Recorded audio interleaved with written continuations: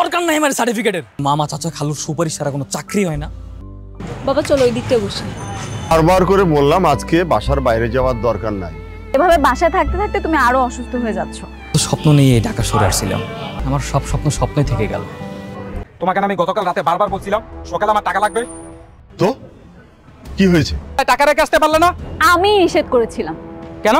তুই নিষেধ করবি কেন? আর তোর মতো বজ্জাত ছেলেকে আমি আর একটি টাকাও দেবো না। কি বলো? মুখ সামনে কথা বলো। তুমি আমার বাবা না হলে না এতক্ষণে কি করতে তুমি? কি লাগবে? টাকা লাগবে, টাকা লাগবে। ওকে আর একটি টাকাও দিবি না। বন্ধ মানে? এই বুড়ো তুমি আমার টাকা দিয়ে কথা বলবে? বাবাকে চাইছো? হ্যাঁ বাবা, বাবাকে মেরে ফেলতেছে। বাবা, বাবা তুমি ঠিক আছো বাবা? ঠিক আছেন তো? আমি অফিসে গেলাম টাকা আনতে। হেল্প করবেন? বাবাকে একটু বাসা নিয়ে যেতে হবে। হ্যাঁ হ্যাঁ অবশ্যই। আপনাকে কি বলে যে ধন্যবাদ দিব? ঠিক আছে, উনি আপনার কেমন ভাই হয়? আমার আপন বড় ভাই। তাহলে সে তার বাবাকে এভাবে মারতে আসলো কেন? সারাক্ষণ নেশা আর আড্ডা নিয়ে ব্যস্ত থাকে। নেশা করতে গেলে তো টাকা লাগে। বুঝতে পেরেছি। ছেলেটাকে চা নাস্তা কিছু দে। না না আঙ্কেল, কোনো সমস্যা নেই, আপনি রেস্ট নিন। রাস্তায় হাঁটছিলাম, দেখছিলাম আপনি একটা কাগজ পোড়াচ্ছিলেন আর আপনার খুব মেজাজ গরম ছিল। ঘটনাটা কি ছিল? আপনারা ঠিকই দেখছিলেন, আমি কিছু কাগজ পড়াচ্ছিলাম। ওরা সব কিছুই ছিল আমার জীবনের অর্জন করার সমস্ত সার্টিফিকেট। টিকিটগুলো পুড়িয়ে ফেললেন যে? কষ্ট করে পড়াশোনা করিয়েছি, রেজাল্ট ভালো থাকে ভেবেছিলাম ঢাকা শহরে এসে ভালো কোনো কোম্পানিতে চাকরি করতে পারবো। শত চেষ্টা করার পরও কারো কোনো সুপারিশ না থাকে কোনো চাকরি কপালে জুটলো না। আচ্ছা, আপনি কি চাকরি করবেন? সেই আশাতেই তো ঢাকা শহরে এসেছিলাম। একটা বিজনেস আছে, বাবা অসুস্থ হওয়ার পর থেকে বিজনেসটা একটু খারাপের দিকেই যাচ্ছে। পার্সোনাল অ্যাসিস্ট্যান্ট হিসেবে যোগ দিতে পারেন। বললেন আপনি চাকরি দিবেন? কোনো সমস্যা না থাকে আমারও কোনো সমস্যা নেই। আপনাকে আমি চাকরিটা করব, আমি চাকরি করতে চাই। নন সাহেব, জি স্যার। এটা বড় স্যারের চেম্বার। উনি অসুস্থ হওয়ার পরে ওনার মেয়ে এখানে বসে। ম্যাডাম আসলে বলবেন সিগনেচার করে দিতে। ছেলেটা কি চলে গেছে? বিকেলেই চলে গেছে। আমি ওনাকে বলেছি আমাদের অফিসে দেখা করতে। Hello madam. কি করছো? এই খাওয়া দাওয়া শেষ করে মেসে ফিরছি। আমার মনে হয় তোমার একটা বিয়ে করা উচিত। কি যে বলেন ম্যাডাম, সবে মাত্র একটা চাকরি পেয়েছি আর এখনই বিয়ে? শুভ কাজে দেরি করতে হয় না, জানো না? কথা বলতে যাকে পছন্দ করি তাকে যদি মনের কথা বলতে পারতাম তাহলে তার কোনো কথাই থাকতো না। ও আচ্ছা, আপনার মনের মানুষ আছে বুঝি? আর আমার ভিতর অনেক বড় দেয়াল আছে, মনে হয় না কখনো তাকে মনের কথা বলতে পারবো। মনের কথা যত বাধাই আসুক বলে দিতে হয়। হাই বন্ধু। বাবা, ও আমার বন্ধু সাব্বির, খুবই ভালো ছেলে। ও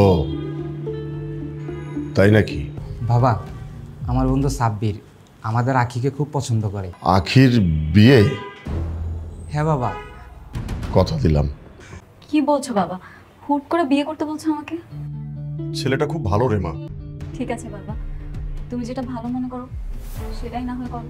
ঠিক আছে মা। তুমি কি আর অফিসে যাবে না? না। তুমি কি সত্যি সত্যি বিয়েটা করতে যাচ্ছ?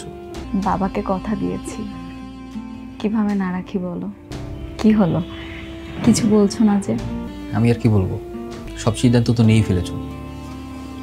কিছু কথা না হয় মনের ভিতরেই থাকুক। আমি জানি তুমি কি বলতে চাও। আসলে বাবার মুখের দিকে তাকিয়ে আমার আর কিছু বলার সাহস ছিল না। কোনো সমস্যা নেই, তোমার পরিবারে যেহেতু পছন্দ, যেখানে তোমার কোনো আপত্তি নেই। আজকে আমি আসি। এর আগ পর্যন্ত যা অভিনয় করতেছস একদম পারফেক্টলি চালা। করব বন্ধু করব। আমি তোমার বাবার সামনে সাধু হয়ে বসে থাকি। শোন বন্ধু, তুই কিন্তু ভুলেও তোর বোনরা কইস না যে আমি আবার তোর মতন এসব। সাবির, তুমি আমাকে যা যা বলছো সব সত্যি তো? সব সত্যি, আমি নিজের কানে শুনেছি। কোন বড় ভাই, তো সে এমনটা করবে কেন? তাহলে বাবা যত সম্পত্তি সব টাকা সে নিয়ে নেবে। তো এই ব্যাপার, তোমার নিয়ামত ভাইয়ের মাথায় এত শয়তানি বুদ্ধি? ঠিক আছে, তাহলে আমি আসি। হ্যাঁ না, কি বলবে বলো। স্যার, আপনি তো ম্যাডামের সঙ্গে আপনার বন্ধুর বিয়ে দিতে চাচ্ছেন, তাই না? হ্যাঁ, তুমি ঠিকই শুনেছো। আর শোনো, তোমার কিন্তু দাঁড়াতে এলো আসবে কিন্তু। সাব্বিরের দরকার আখিকে, আমার দরকার টাকা। তাই আখিকে সাব্বিরের কাছে বিয়ে দিয়ে আমি বাড়ি থেকে তাড়িয়ে দেবো। আর এই প্ল্যানটা যদি ঠিকঠাক মতো কাজে লাগে তাহলে তোমাকে আমার অফিসের ম্যানেজার বানিয়ে দেবো। কেন নিজের মনের বিরুদ্ধে গিয়ে বিয়ে করছো? কারণ আমি আমার বাবাকে অনেক ভালোবাসি। তোমার ভালোবাসা? সাব্বির আমার জীবন হারামি।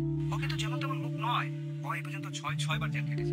ছি ছি ছি, এই আমি কার সাথে বিয়ে দিতে যাচ্ছিলাম? হ্যাঁ আল্লাহ, এই কি ছিল আমার কপালে? স্যার প্লিজ আপনি ভেঙে পড়বেন না, এখনো তো কোনো কিছু হয়নি। আমি না ওর এই ব্যাপারগুলো একদম সহ্য করতে পারছি না। তুমি যত দ্রুত সম্ভব ব্যবস্থা নাও। জি স্যার, আপনি কোনো টেনশন করবেন না। যা করবি সাবধানে করবি। দেখুন স্যার, দেখুন কিভাবে নিজের পিতাকে হত্যা করার চেষ্টা করা হচ্ছে। অ্যারেস্ট করেন স্যার এদের। স্যার আসলে আমি ওনার মেয়েকে বিয়ে করতে আসি। এদের দুজনকে অ্যারেস্ট করো। তোকে আমি দেখে নিব। হ্যাঁ দেখে নিস, তার আগে থানায় চল। বাবা, বাবা তুমি ঠিক আছো তো? বাবা কথা বলো বাবা। মানে এইরকম ঘটনা দেখার আগে আমার মরণ হলো না কেন? নয়ন ভাইয়া আর আপু দুইজন দুইজনকে ভালোবাসে। তাই নাকি? তাহলে আর দেরি করে কি হবে? তাড়াতাড়ি বিয়ের আয়োজন করতে হবে।